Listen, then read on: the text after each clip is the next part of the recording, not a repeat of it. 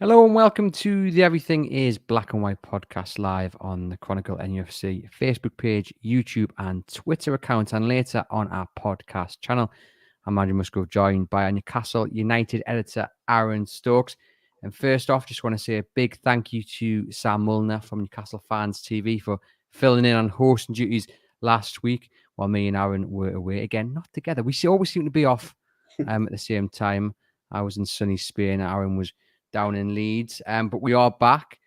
And it seems a bit like a bit of deja vu, Aaron, because the last episode that we did together, we were talking about the decision.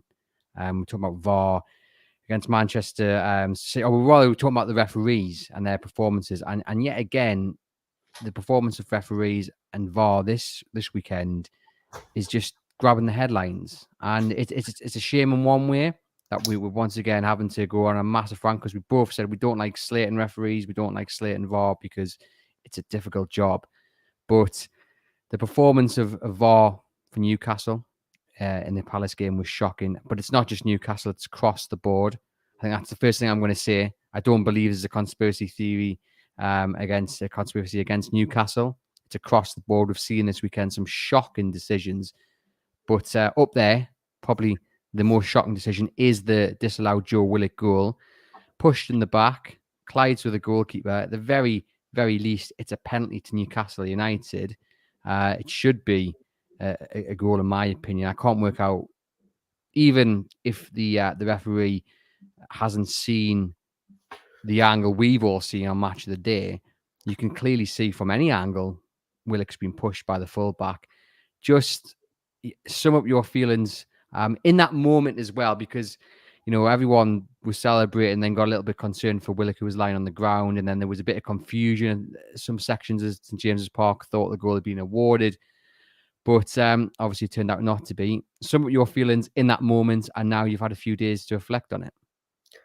I mean, in the moment, it was relief at first. I thought it was going to be one of those days when Newcastle just had mountains of chances and just couldn't find the back of the net. So at first it was relief. Then it was obviously concern for Willock. We thought that there might have been a problem with him and Gator from the challenge.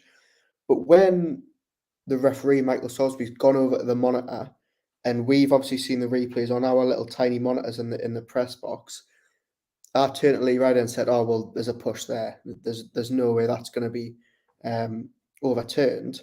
And as you say, then obviously some sections of St James's Park thought that it was a goal at Newcastle, including myself. Just a very, very confusing couple of minutes. I think the anger didn't really come until afterwards, when you see the proper replays and you see, what it's actually cost Newcastle United, because it's an absolutely scandalous decision. I'm all for VAR. I think it's brilliant. It needs to be used, but the people that are using it just aren't using it right. And I think Saturday, both at St James's and at Stamford Bridge, was the absolute perfect example of that. Yeah, I mean, that Stamford Bridge one, I only watched it yesterday, but I was just absolutely gobsmacked at how any referee, any person sitting watching those screens can tell a referee to go to the monitor, and then for the referee to overturn it as well was just absolutely baffling. I mean, there are no words to describe that decision. And then the one at Newcastle, the one at St James's Park, like I say, even worse, because what is the video assistant referee actually watching to suggest that Willock's done anything wrong? Because you can clearly see the momentum that Willock's been shoved and he's gone into the goalkeeper, and you can see the look on the defender's face as well. He knows he's done wrong. He knows he's either scored an own goal or he's conceded a penalty. And I just don't understand. It's one thing, the video assistant referee telling the referee to go to the monitor, but then it's another thing for that actual referee, Michael Salisbury in this instance, to look at that replay and overturn the decision. I think, there's two really worrying elements there. What is the referee doing on the pitch? What is he actually seeing to overturn that decision? Well, this is the thing, and I think this is what referees on the pitch need to start doing more. And it did happen in one Premier League game the other day, and I can't remember which one it was, but referees need to start sticking to their decisions. Michael Salisbury saw nothing wrong with that real time. Jared Gillett saw nothing wrong with West Ham's equaliser in real time. there wasn't even appeals from Palace. There wasn't even many appeals from Chelsea to get those goals overturned. It feels like VAR is just now stepping over the mark in terms of what they need to actually, the impact they need to have on the game. Now, John Gandhi and has made a good point in this live chat, and Shearer made it a match of the day. Michael Salisbury, he's had 6 Premier League games as a referee, usually refs in the Championship. And I actually thought he had a good game before that on Saturday. But I'm he's gonna disagree with you there. Actually, I thought he'd been pretty poor. really, Even before then, I thought he was given fouls for which weren't even fouls. I mean, it was both. It was for both sides. I thought he was just not on the ball at all. And I know it's a big arena, so he's but inexperienced. I think if that Willock incident hadn't happened or the goal had been allowed or it didn't happen full stop, I don't think we would be sat here talking about how bad the referee was. I didn't think it was a noticeably bad performance. But the point I was trying to make is Michael Salisbury's gone up that monitor. He's refereed 6 Premier League games. As you say, it's a big arena, it's a big call. And he's going up against Lee Mason, who, like them or loathe them, has got a lot of Premier League games under his belt. He's very experienced. And is Michael Salisbury thinking, well, if Lee Mason's thinking there's something wrong with this, should I? No. Referees just need to start sticking to their guns, right? And I'm not sure if it's the case that Lee Mason or Salisbury haven't seen the replay that we've all seen, where you can clearly see Mitchell push Willock. But if he hasn't, that also needs to be addressed, because I've literally only seen about 5 people say that goal shouldn't have been allowed. Patrick Vieira, Salisbury, Lee Mason, and about 2 Crystal Palace fans. So something really does need to change with VAR and the way that they're using it with referees on the pitch. 100%. And it's interesting that there's going to be a review essentially admitting that the Newcastle United call was wrong. The decision against West Ham was wrong. And I've seen a lot of people today on social media asking, well, does that mean Newcastle, maybe get 2 extra points? Does the game get replayed? I mean, that's not going to happen, but it's an interesting point because VAR was brought in to remove this worry that, a decision could be so wrong, but it goes against the team and that team misses out on Champions League football, misses out on survival in the Premier League. So it's going to be so interesting, come the end of the season, if Newcastle are indeed 2 points off a European place or what have you, then people will look back not just on this decision, but other decisions that we've had so far in the first few games of the season, and certainly wonder what if. But Danny Murphy, I felt, made an interesting point on Match of the Day about, is it time to get ex-professionals to get involved in VAR? Obviously, you have the slight worry about bias, but then we've seen, I guess, in punditry wise, Gary Neville's always commentating when Man United's playing, but I don't actually think he's that biased. I think, I think professional footballers can remove their bias when it comes to working once they're retired within the game. So it'd be quite interesting if indeed the Premier League, the Referees Association, did look at maybe employing some ex-professionals to get involved and make these decisions, because it's clear that the referees are making too many errors and really, putting doubt into supporters' minds about the benefit of VAR, and that shouldn't happen. VAR is a good thing. VAR's not the issue. It's the people who are running it. Yeah, I would agree. I mean, as long as they don't put Gabby Bonilho in any Newcastle matches, if that was the case, I think we'd be all right. But yeah, look, I think Murphy made a good point. These players have played the game. They know the ins and outs. They know, how fouls happen and stuff like that. But look, it's clear something needs to change, whether that's ex-pros going in, whether it's more training, whether it's something's got to happen, because VAR has been implemented in most big leagues now, and the only league that has a problem with it is England, and that's clearly saying something about the standard of officiating in this country. Look, I don't know what the solution is, but it needs to change quickly, because we've seen, a couple of times this season, Newcastle have been hit with it. They were obviously hit with it. Brighton, Callum Wilson's contentious goal. There were City, many people thought it was a penalty, and then obviously Saturday was the worst of the lot. But it does just seem like VAR is just trying to overstepped the mark of what it actually was brought in to do. Got Gordon Thomas Burke here saying he still can't get over the decision. Only reason he can see why they disallowed it was for the foul, but even then Willock was going for the ball and nearly got whiplashed, pushed straight into the keeper. Absolute joke. Hopefully now there is this much uproar over it, something will change. And again, going back to match of the day, there was another interesting point made. You saw David Moyes absolutely fuming. You saw Jesse Marsh absolutely raging as well. But then you saw Eddie Howe quite reserved. What did you make of his reaction? Because Alan Shearer and Danny Murphy felt he should have been a bit more animated. It'll be interesting to see if Moyes and Marsh get punished for what they did, or how they responded to again scandalous decisions against their teams. But do you think Eddie Howe should have been a bit more vocal and a bit louder in his protests? If I'm honest, I sort of disagreed with Shearer when I heard that on Match of the Day, because as someone who's sat in many Eddie Howe press conferences this season, I was fully expecting him to just say, look, it's happened, let's move on. But actually, to his credit, he did come out and say, fair enough, it wasn't too strong, but he did come out and say that it's a perfectly good goal, chalked off. He even sort of accused the referee of changing his mind because of how long Victor Guaita stayed on the ground, which again is very uncharacteristic for Howe to sort of put that blame on the ref and the players. So I didn't actually think that Howe needed to do much more. I think, you look at March's reaction, he's been sent off. You look at Moyes, he'll probably get in trouble with that.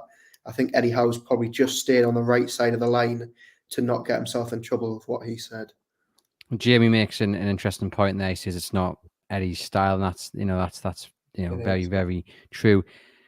And I mean, I was baffled at that West Ham decision. The Leeds decision was up there as well. It was a bit like that Murphy decision that went against Newcastle. Who was it? Was it against, I want to say, Chelsea last season? I can't. He ran down the flank and he got. I'm sure it was against Chelsea, and he got his shirt pulled. Yeah, in the box, yeah. It was Chelsea. It was Murphy, yeah. And it was pretty much identical. And again, the video assistant referee, what on earth is he watching not to drag that Leeds, that foul against that Leeds player back? I do not understand. Like, you can see it from the stands. We can see it watching Match of the Day on the highlight. They've got enough time to slow it down, to make the right decision.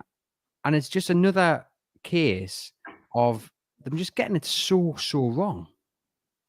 Yeah, I mean, this weekend has been an absolute disaster for the PGM. Well, because, I mean, like you say, it wasn't just Newcastle, it was Leeds, it was West Ham. The goal line technology wasn't even working in one of the championship games, which has cost Huddersfield, I think, was a goal.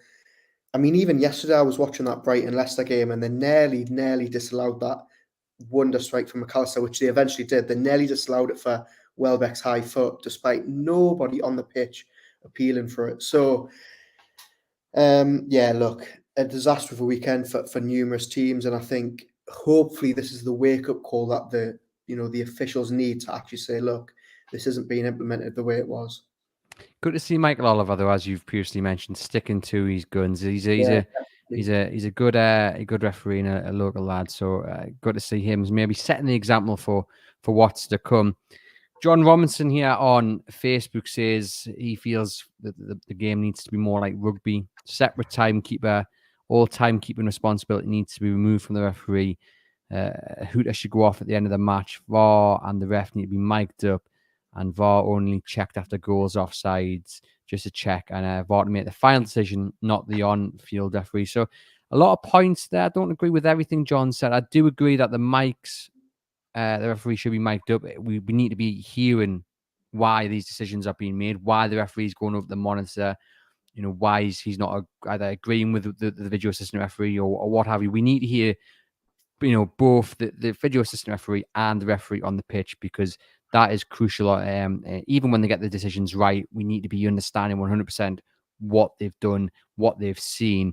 And, obviously timekeeping's been a big talking point. Recently, it was rather ironic. I thought that a lot of frustration was handed down to the Crystal Palace players on Saturday after what Newcastle suffered against Liverpool a few days earlier. What did you make of John's suggestions there about improving the game? I would like to see refs mic'd up. I think, as you've said, it's worked in rugby. Even funnily enough, Jared Gillett, who was the ref against City, there's a clip that went viral of him a couple of years ago of him being mic'd up in the Australian League.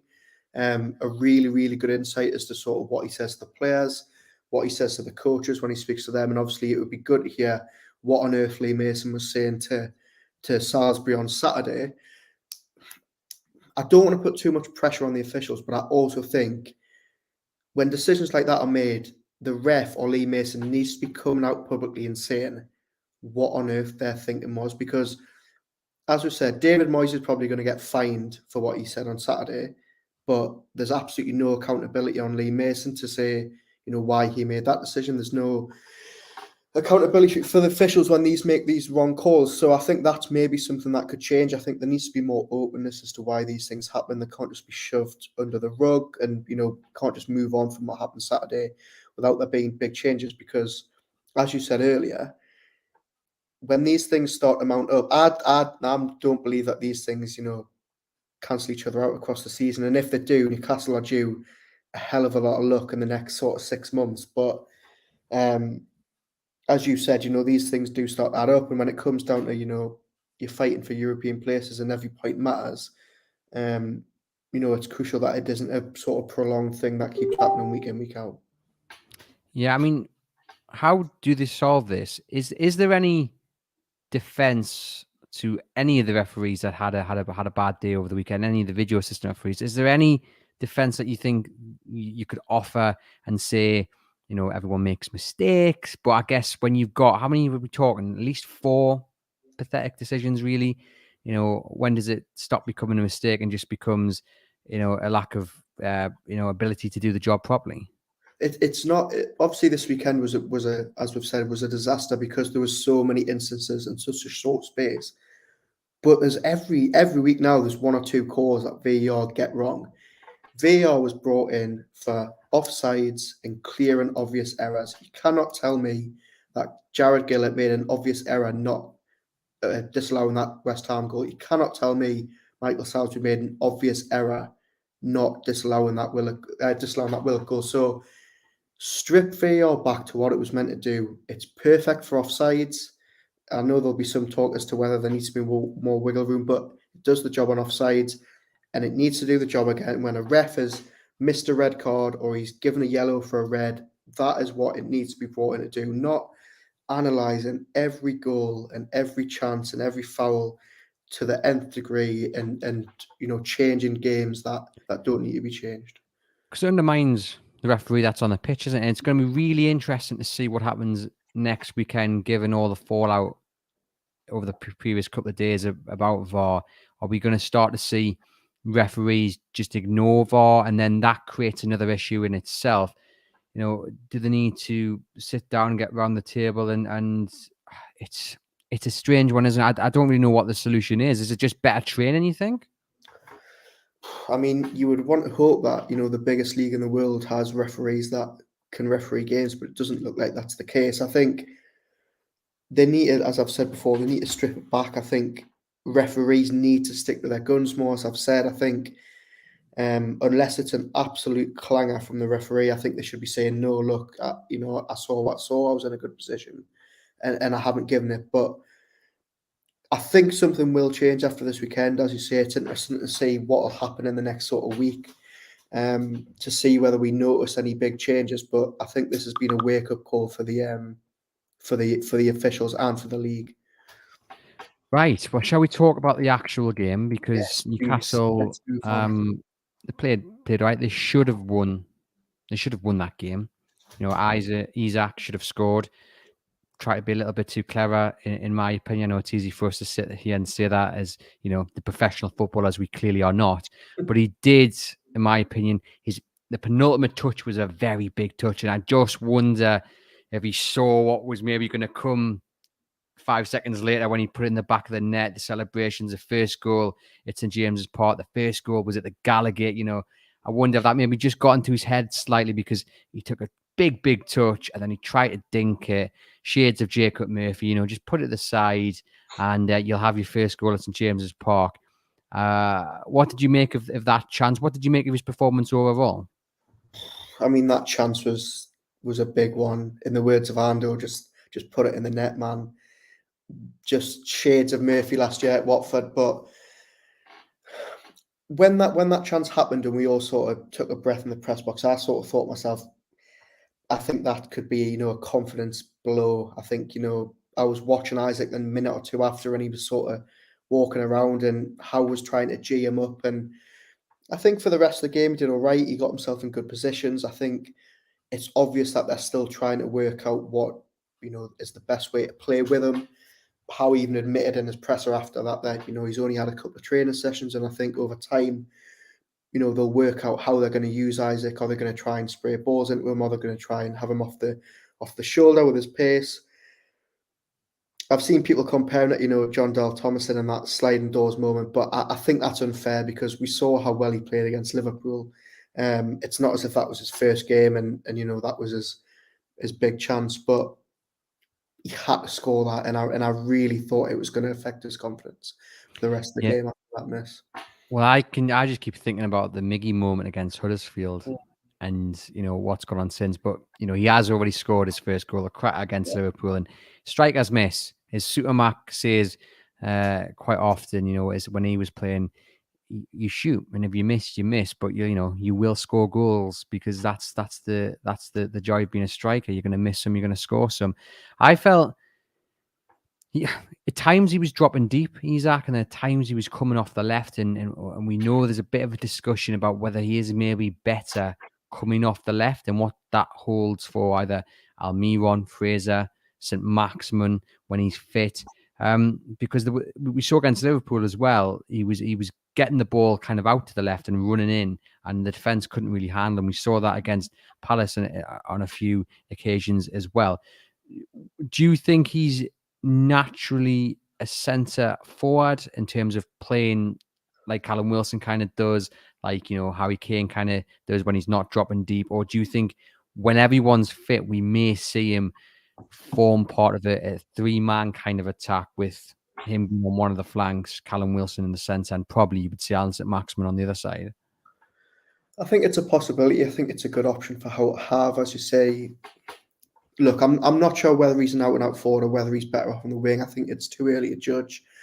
As I say, I thought his movement in around the box in the second half was decent against Palace. He had a good chance deflected over towards the end. So lots of people say they think he can play alongside Wilson in a number two. Whether Howe will sort of change that formation, we're not too sure. But I think it's a good option to have. And I think, we've seen St. Maximin's injury records, Fraser's injury records as well. It might be a case that he's used out on the left. I've seen a lot of people abroad, saying that he's like a young Henry who obviously started off on the left. But for me, I didn't think he did too bad Saturday. Obviously, it was a world away from his Liverpool performance, but I don't think it's a case of that we're looking at him playing up top on his own like we look at Wood and think it's not a style that's suiting him. I think from what we've seen in the first, 120 minutes of him, I think he's done all right so far on his own up front. Yeah, I've been impressed. I think he looks like a very good signing.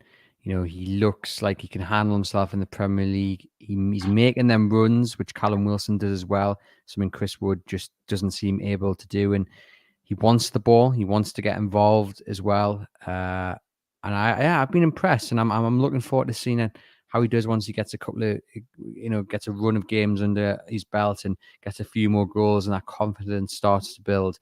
But yeah, like I say, I don't think he performed badly against Palace. I don't think he blew anybody away with his performance. But I think it was maybe just one of those days where it just didn't happen for him, unfortunately. And I don't think the miss, it was a good save from Guaita. I don't think that's going to affect him. He's already got one in the bag. And I think we'll easily see him probably hit double figures, I think, this season. It's just one of those days. Going all the way back to, we'll start with Nick Pope, as always. He didn't have much to do against Palace, but what he did do, he did very well. There was a fantastic save in the second half, which he managed to get a leg to and put it out for a corner. He just, and I know we've said it so many times on this show, but he just looks like such a good buy, such a bargain for Newcastle United. And once again, if Gareth Southgate isn't seriously considering him to be number one coming into the World Cup, then I'm not really sure what he's doing. I think he's becoming the new Bruno on this show. I would just sort of run out of positives for him. But yeah, absolutely fantastic. Again, as you say, when he was needed on Saturday, he was fantastic. That save in the second half from Edouard with his leg, I thought that was a definite goal. Great stop with his knee. A couple of other chances from AU and Zaha. Looks like an absolute snip at 10 million. Got to be banging on that door to start the World Cup. Probably depends on how well Pickford plays, I think, from now till November, because if Pope can keep this up, then, he should be an absolute shoe-in. But not much else to say about him other than, he was absolutely fantastic again. And once again, that decision to drop to Bravka, which was a big call, it hasn't backfired at all, and it's been a really shrewd move from Eddie Howe. His distribution is unbelievable. There was a couple of throws that went way down the pitch. One for Ryan Fraser, I think another one maybe for Isak, wasn't it? And his distribution is absolutely superb. Like, to be able to throw that far is one thing, but to get the direction and get it to your target, man, is fantastic. He just looks confident every time he goes up for the ball. You think he's getting there. He's punching clearances away, or he's collecting it.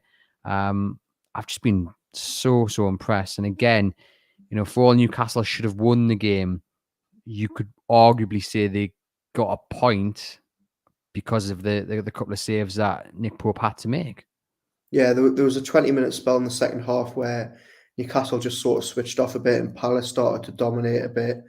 And he had to really be on his game. But as you say, composed in the air, great coming for crosses, great coming for corners. A couple of times in the first half, you could see they were trying to catch Palace on the counter, with Pope just spraying those balls out wide. So I don't think you can really mark him down at all from what he's done from the minute he's came in. Fantastic at Brighton, really good at Wolves. Yes, he conceded 3 at City, but he made some big saves. We're going to talk about later the amount of draws they've had, but a lot of those draws would be defeats if it wasn't for Nick Pope. So I'm actually agreeing with Paul here in the comments. I wasn't too sure whether he was an upgrade on Dubravka, but I certainly am now.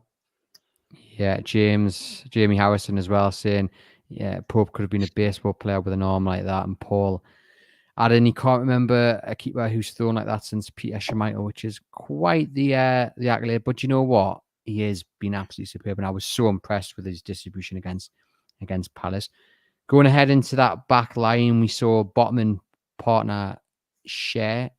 What we saw from Botman was he's good on the ball, and he knows where the goal is as well. Like, he didn't score, but he had a couple of chances. There was that chest down and hit on the volley in the first half, which Guaita had to make a really good save. I mean, before we get into, I mean, let's just have a brief word on Guaita. I know he went down like he'd been punched, or I can't even be bothered to think of a better metaphor than that, but he went down for that Willock goal that was not. But that aside, it was a top performance from him. And Crystal Palace, they might be writing a thank you card to the video assistant referee, but they'll certainly be writing a card to the keeper as well for his performance. Yeah, really good performance. I thought Palace's defensive performance wasn't too good. Newcastle were, carving them open in that first half. But as you say, it was just one of those games where you thought, they were never, ever, ever going to score. And yeah, some fantastic stops. I mean, that bullet header from Longstaff before that melee in the box, great save. That Botman effort, great save.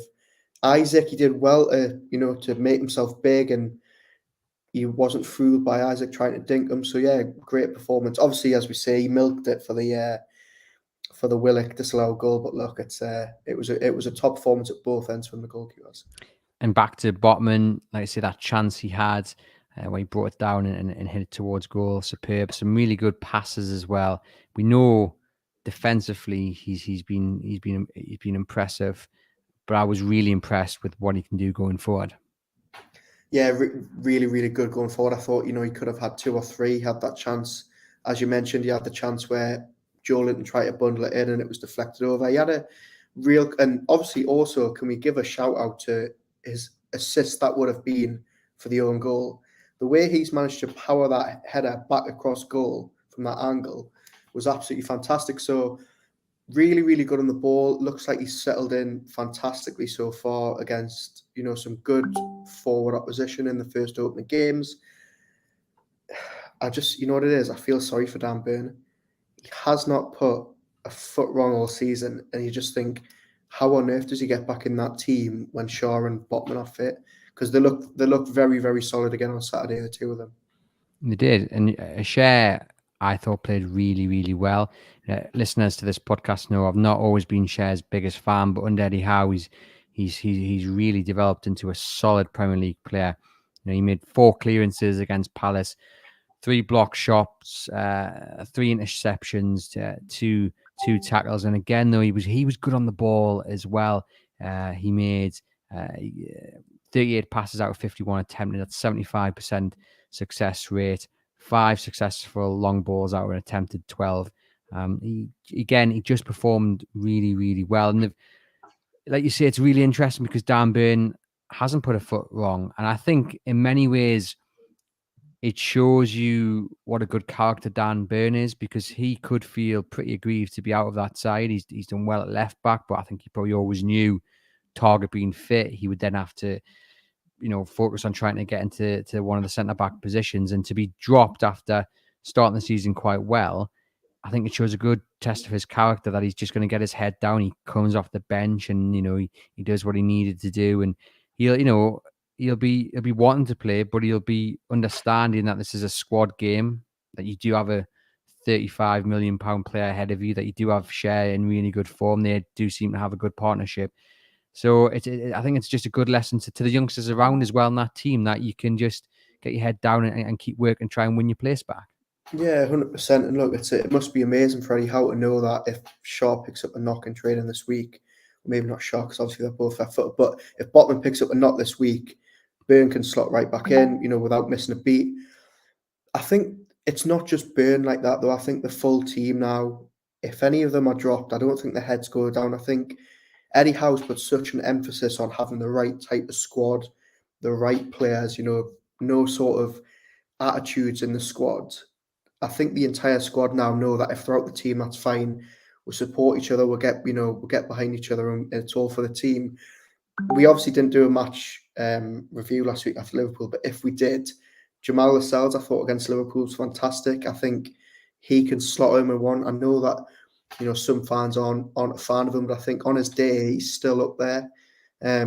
Obviously, whether he shows that type of form every game is up for debate, but just a fantastic squad that they've got now. I thought Share on Saturday was brilliant. Didn't miss a single header as far as I saw. Just fantastic in the air. Just refreshing for once for Newcastle United to have not just a back 4 and a back 5 that are settled, but really, 6 or 7 defensive players that can slot in and do a job. So perfect recruitment from the team in the last 10 months, and long may it continue.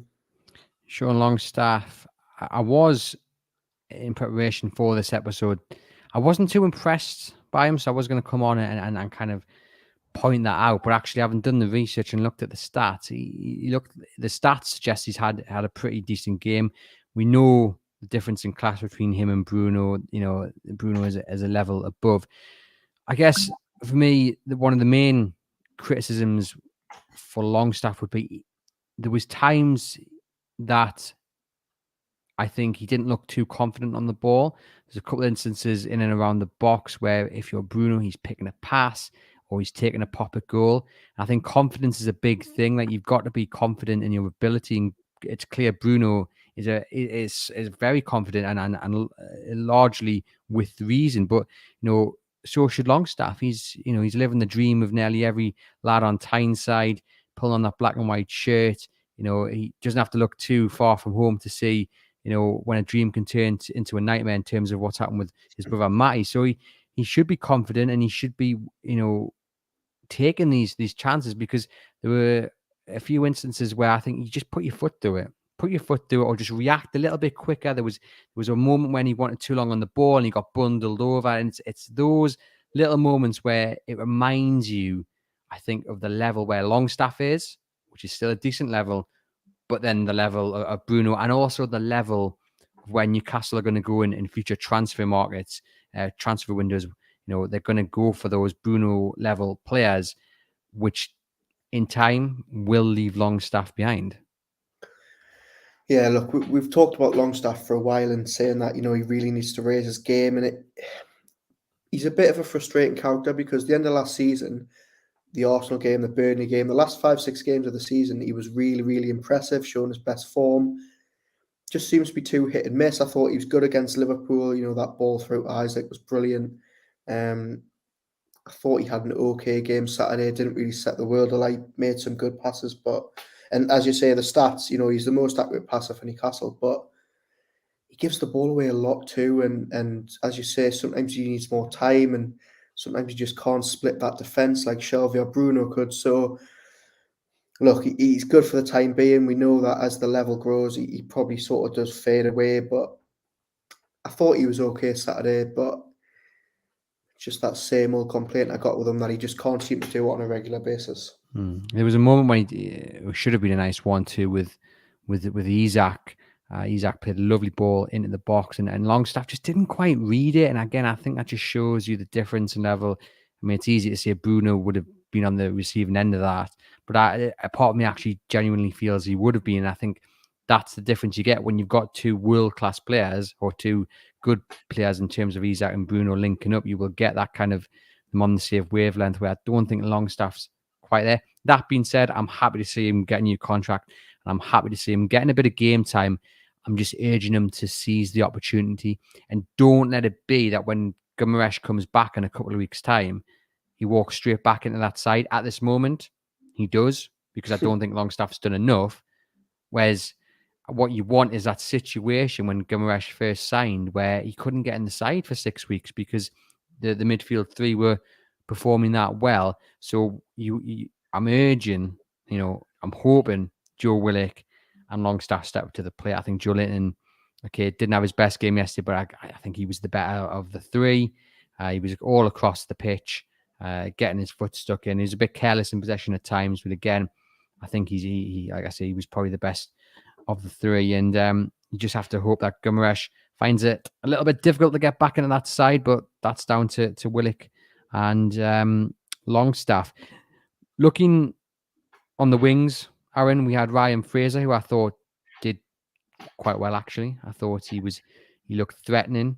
He won a few, good fouls, a few good balls into the box. Just missing maybe that end product, maybe. What did you make of his performance? Thought he was good in the first half. Newcastle were really peppering that goal at the Gallagher in the first 45, and Fraser was, as you say, quite instrumental in those chances, but just seems to be lacking that killer instinct. I know we're going to move on to Miggy next, but the two of them they're fantastic players. We say it every week, they're honest. The one thing I will say about Fraser is I thought he was really, really good against Liverpool. I thought he's one of the better performers. He was really making it hard for that defence. And I think when you look at him and Murphy, who are really, really fighting to try and, save their future in this team, I think he's brought a lot more than Murphy has. I don't think Murphy's done an awful lot in these cameos that he's been getting to really stake a claim to, to be challenging Miggy. Whereas Fraser, I thought, has at least put a good shift in. Good on Saturday, good in the first half. Thought he was a bit quiet after the halftime break, but before he was replaced. But he just needs to add that sort of killer instinct that we saw at Bournemouth earlier. And you don't know how much injuries have taken a toll on that. But look, for the time being, for a squad player, I think he's brilliant. But as we said with Bruno and Longstaff, I don't think there's any danger of him keeping Maxi out of the team when he's back fit and firing. You mentioned there Murphy. Now he came on, and again I thought he was so disappointing. Like just giving the ball away, wanting a bit too much time, and I really, as we said in a previous episode not too long ago, I really wanted to work out for him, but it just seems every chance he's getting recently, in my view, and I'm, people listening to this episode will know I'm a big fan of Murphy. I've been one of his biggest backers for a long time, but I'm starting to regress slightly because recently you just can't seem to hold on to the ball. He's not doing anything. He's not taking his chance. Whereas you look at someone like Elliot Anderson, comes off the bench there against Palace. He was brilliant. He was absolutely brilliant. John Gibson's written a column saying he needs to start in the next game. I wouldn't be too against that. I thought he had drive. He looked like, he could really hurt Palace. He did hurt Palace in many ways. Whereas Murphy on the other side, it was just a bit, well, here we go again. I think Murphy, if I'm brutally honest, I think his time's up. I'm like you. I wanted it to work out. It was the boyhood dream for him to come and light the Premier League up, but just hasn't happened. And I think, as I've just touched on before, he hasn't got long left to prove his worth. We've been saying this for 6 months. He needs to step it up. Comes off the bench, and I just don't think he offers anything. He doesn't assist, doesn't get a goal. He's not a goal threat. Doesn't have that killer instinct. I mean, mind you, it doesn't look like Miggy and Fraser do as well. But I think out of the three of them, he's just not bringing it. And I think he's on borrowed time at the club. If I'm honest, I think he'll be, on the cusp of one of those that are, potentially on the way in January or next summer, which is a shame. But as you say, he just doesn't offer enough for Newcastle, especially for where they want to be going. Elliot Anderson, on the other hand, I mean, I'm glad the club have kept him on loan. I thought maybe Saturday was the game to start him. They've had a lot of games in quick succession. Trips away to Wolves, Liverpool. They looked absolutely out on their feet against Liverpool the other night. When they were time wasting, but brilliant when he came on. Really, really dangerous. Wants the ball all the time. He sort of reminds me, and I might get pelters for this, but he reminds me a bit of Phil Foden in the fact that he always wants the ball. He never ever shies away from it, and when he gets with it, he's so good at just dancing around, making things happen. Thought he was really, really dangerous on Saturday, and I think Eddie Howe touched on it in his presser after.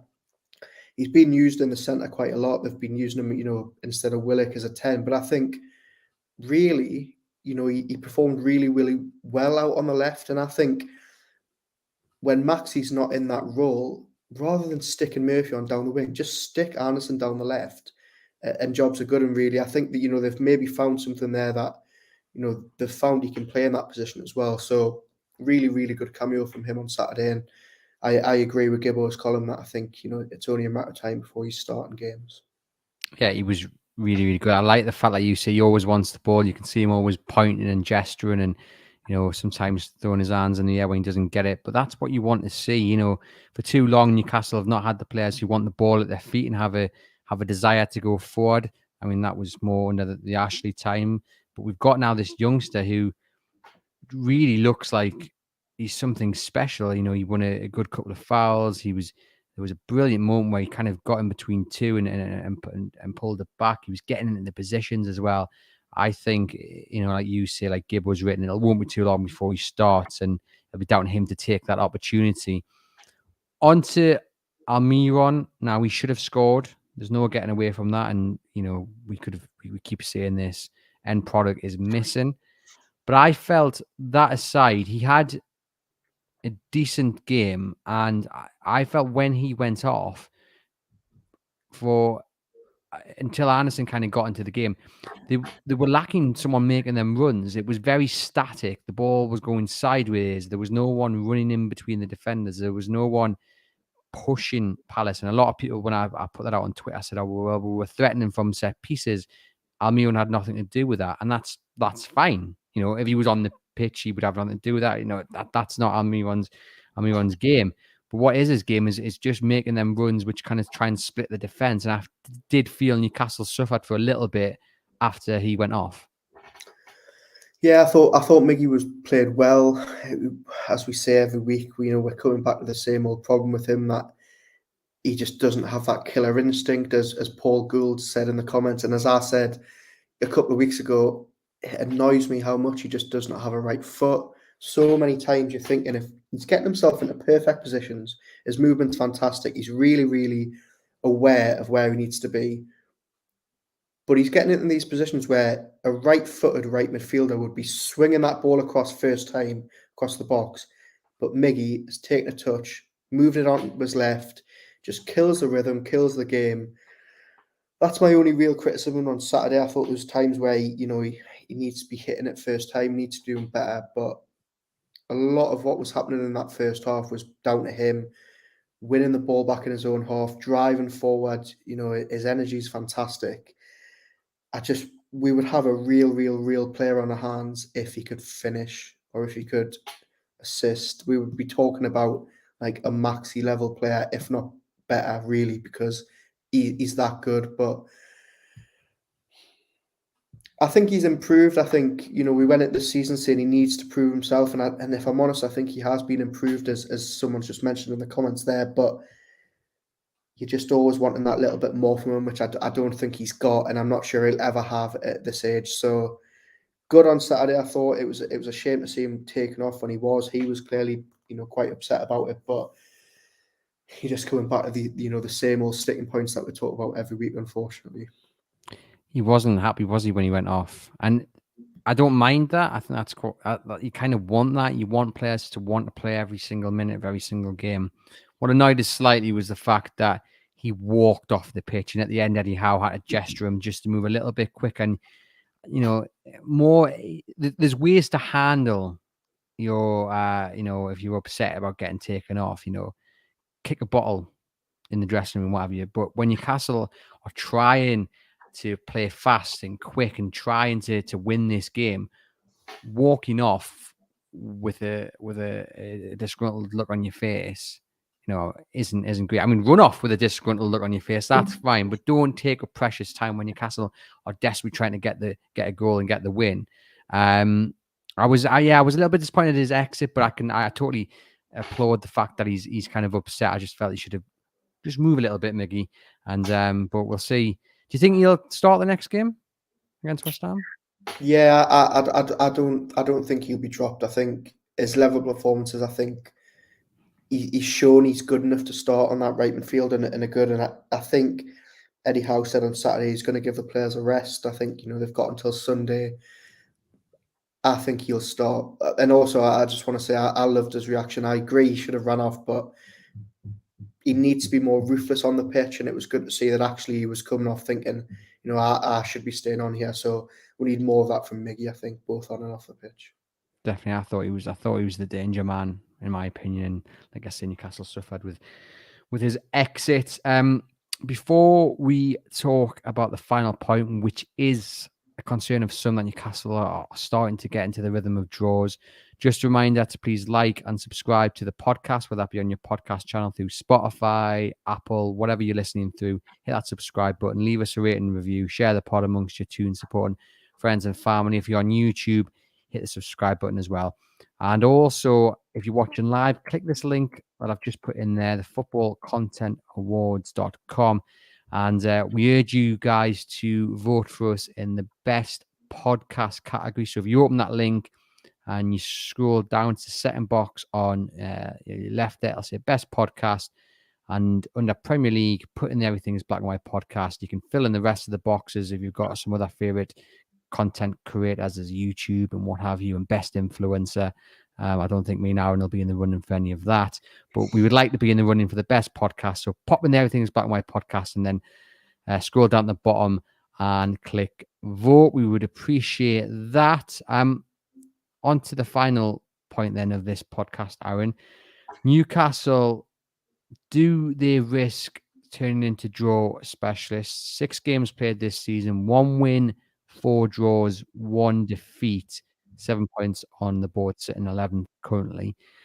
Someone said this to me at the game on Saturday, and it was a case of, well, actually, I think if you compared this time to last season, you'd take 7 points, wouldn't you? And you consider you've played Liverpool, you've played Manchester City.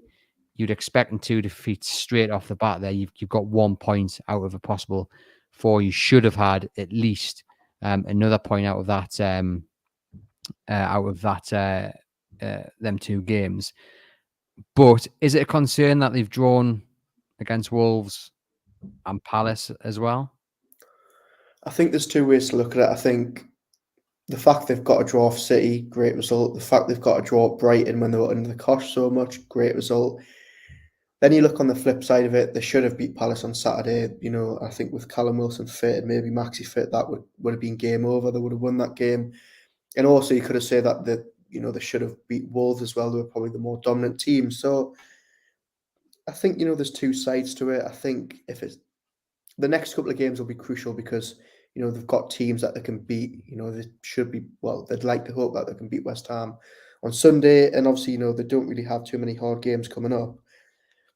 Enjoyed what Eddie Howe said after about it. He was asked, that question as to whether, he's happy with the start of the season. Obviously, there's 4 draws, but they've only really lost once. And he said he wasn't happy. He wants more points, which again, I thought was quite confident from Howe. He clearly had that rush of adrenaline after not sitting on the fence for that referee comment. But yeah, look, he wants to win. I think, fans, I don't think it's something to get too concerned about at the minute. I think it's been a good start of the season, some good performances. The proof will probably be in the pudding in the next, 4 or 5 games. But they do need to start getting wins on the board, I think, rather soon. Yeah, well, the next game against West Ham will be interesting. And you got Bournemouth at home in the not too distant future as well, which will be a very intriguing game. It's been, I think, like you say, a decent start to the season. And only to have 1 defeat on the board, you would have taken that. And especially considering the performance that defeat came from as well. And I also think you look at the Brighton game, which they didn't deserve to draw, but they got a point. I think it's the manner in which they gain in these draws, which is important. Of course, you'd much prefer them to be wins, but at the same time, to claw a point from that Brighton game, you take that. That showed resilience and good performance from Pope, and yes, a bit of luck. But then I think what we've seen overall in the first 6 games is just good character running through. Players following in the instructions. You're getting to see this identity Eddie Howe wants to play with. Everyone is committed to the cause, and it's just, I think, it's putting in the right blocks of the foundation, and it's going to take a bit of time to get that momentum rolling. But I don't think anyone can have too many complaints at the way the first 6 games have gone. No, definitely. And I think as you look at the opening 6 games, there's only been 1 game so far that you've came away from it and said Newcastle played poorly there, and that was Brighton, who, when you look at what they're doing with other teams around them, I mean, you saw what they did to Leicester yesterday. They've been absolutely fantastic. So 1 defeat, and it was a defeat that they shouldn't have really lost against Liverpool on another day. So I don't think there can be any grumbling. I don't think fans are too concerned with the 1 win in 6. I think it's been a good start of the season. I think Howe, although he wasn't saying that on Saturday, I think he'll be quietly pleased with the way that the team are performing, even though they're not winning. Yeah, Jonathan Casey there says, apart from Saturday, all of the draws so far this season have been good results, and I think many people listening and watching will agree with that. That is the end of the Everything is Black and White podcast for today's episode. I've been Andrew Musgrove, joined as always by Aaron Stokes. Thank you to you guys listening and watching. Please remember to hit that subscribe button through our platform you are joining us through, and head over to chroniclelive.co.uk to keep up to date with all the latest Newcastle United